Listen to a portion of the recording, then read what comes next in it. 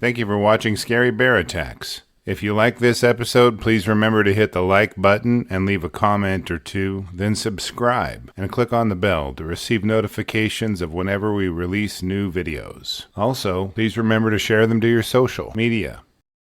The scent of putrid flesh filled a man's nose as he waited for his wife to catch up. As she stepped beside him, they glanced around, looking for the source of the rotten smell. "There it is," he said, as he stepped toward a gleaming white bone, protruding from a pile of dirt and sticks. What a strange sight it must have been. A partial carcass of a Rocky Mountain bighorn sheep was buried with material scraped from the soil all around it. For a few seconds the couple marveled at the odd sight, before a low rumble broke out from the brush nearby. The deep growl permeated their flesh and seemed to register in their bones. As they looked around, the bushes began to move, and something huge was coming in their direction. Welling up with fear, the couple watched as a massive brown bear emerged. Panic overcame the man as he spun and tried to flee. Welcome back to Scary Bear Attacks. Just north of the Montana-Alberta border, two national parks meet, one from Canada and the other from the U.S. Known as Waterton Glacier International Peace Park, this rugged stretch of wilderness hosts nearly virgin forests of pine, fir, and spruce trees, interrupted by pockets of quaking aspen. Beneath the canopy, willow and alder bushes provide shelter for forest denizens and compete with 6 types of berry bushes, offering up their seasonal treats. Cranberry, raspberry, and serviceberry bushes flourish in the mountain climate.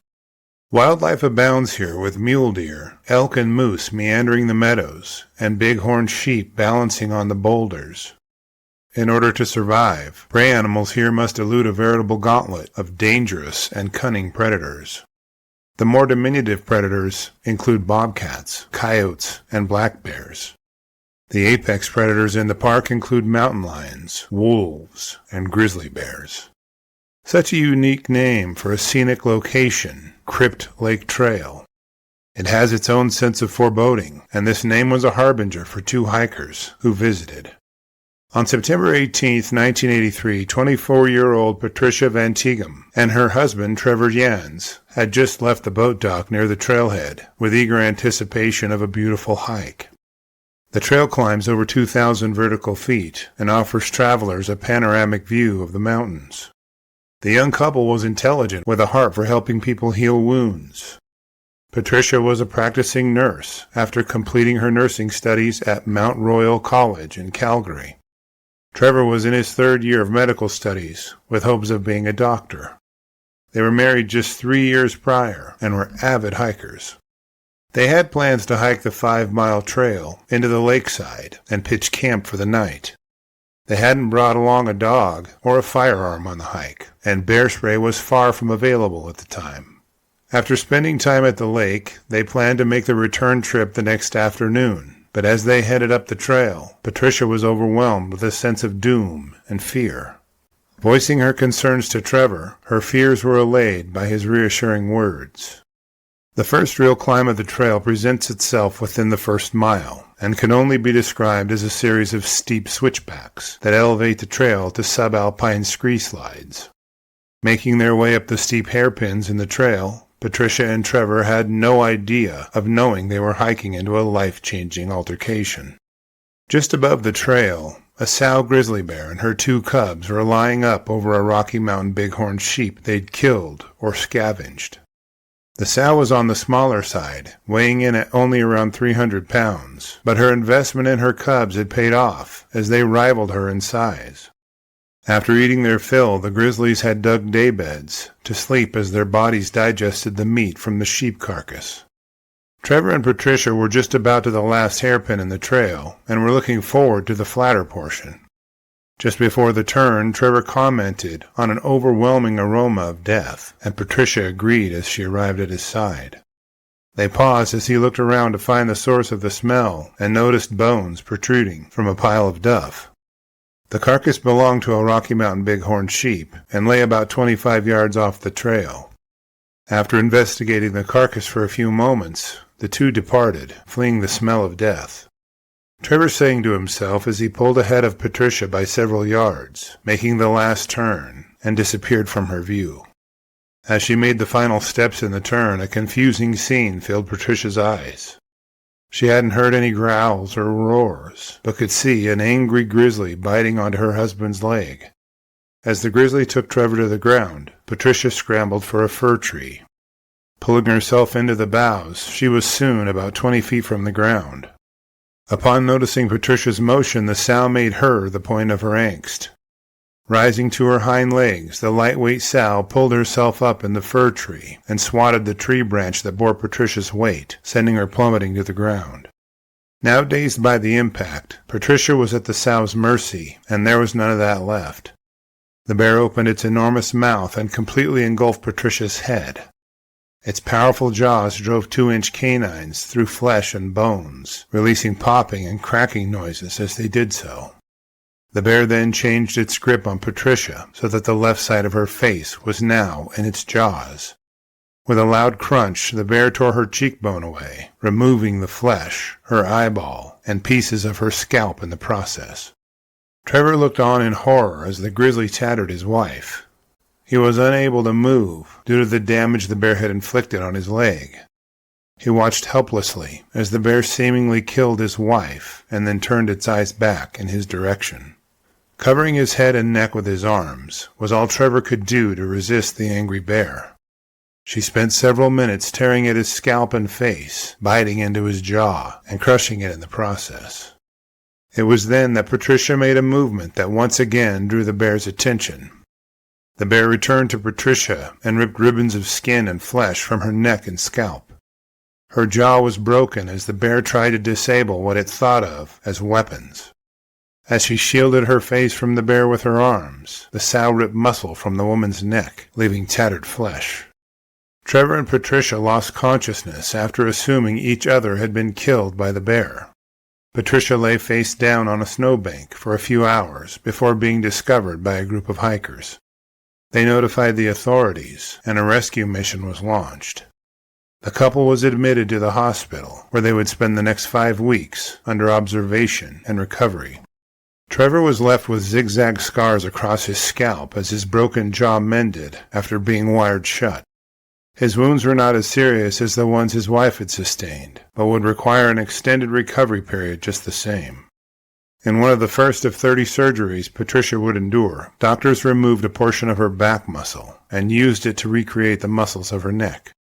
Given that the bear had consumed portions of her scalp, face, and cheekbone, skin grafts from her buttocks were used to replace them. That operation alone took 12 hours, so this gives you an idea of the total amount of time Patricia endured on the surgery table after 30 procedures. It isn't easy to tell if the difference in the degree of their injuries caused it, but Trevor and Patricia recovered at starkly different rates. Trevor adopted a laissez-faire attitude toward the attack, urging his wife to just get past it and enjoy life. Patricia was racked with post-traumatic stress disorder from that point on and would suffer debilitating panic attacks whenever venturing outside. In addition to the mental effects of the attack, she also suffered infections after each corrective surgery, rendering each surgery useless in its purpose. Her sinuses and facial bones ached, and there was nothing the medical community could do to help her. Although the couple would have 4 children, including one set of fraternal twins, Patricia endured nagging and debilitating pain. She refused to let the pain and burden of her injuries limit her goals.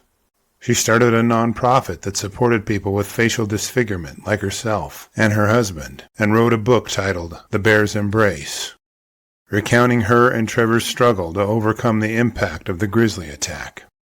It is linked to in the video article below for your review. It contains a much more detailed account of her attack and the events afterward.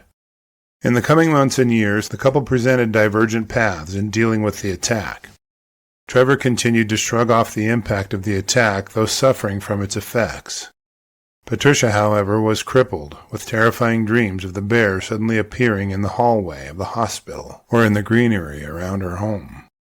With each surgery to correct or repair damage to her face, she suffered painful and crippling infections and aching.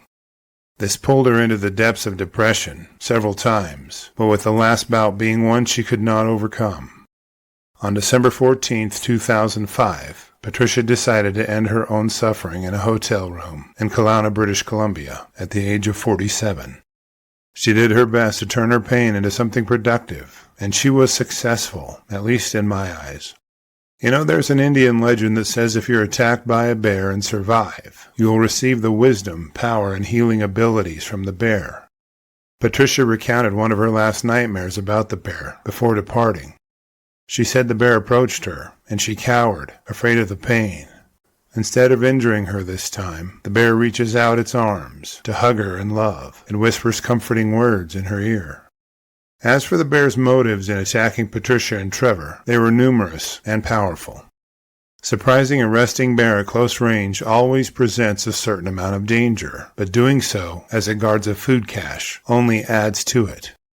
Given that she was with her cubs, takes the potential for attack off the charts. Speaking of cubs, our Cub Cheer membership on Patreon linked below will give you ad-free early access to episodes, photos, and notes. And the $3 per month goes a long way in helping me continue to produce educational and entertaining content like this. The province of Alberta hosts an estimated 850 to 1,000 grizzly bears over its 255,500 square miles, giving it a deceptively low grizzly bear density of 1 bear per 255 square miles.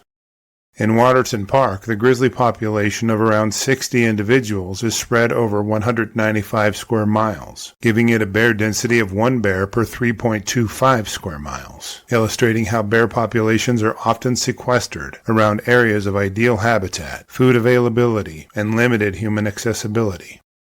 After reviewing the facts surrounding this episode, I'm left with a few questions for you. Do you think Patricia and Trevor running into the cached bighorn sheep so early in the hike kept them from affiliating its carcass with a bear? If they'd used an air horn to announce their presence while climbing the switchbacks, would it have made any difference? What would be worse to you, the recurrent nightmares and anxiety, or the pain of wounds for the remainder of your life? I'm very impressed with how tough Patricia and Trevor were, and I hope to never have to deal with anything like it. I will gladly read and reply to your thoughts, so post them in the comments section below, and let's talk about it. Thank you for watching Scary Bear Attacks. If you've enjoyed this episode, please consider clicking on the like button and clicking on the bell icon. We'll help you know when we post our new episodes. Posting our video links to your social media profiles furthers awareness, and it's fun. We slashed our prices in our merch store, linked below, so check out the bargains there while you shop. As a member of our human community, remember to adventure bravely and be careful out there, especially in bear country.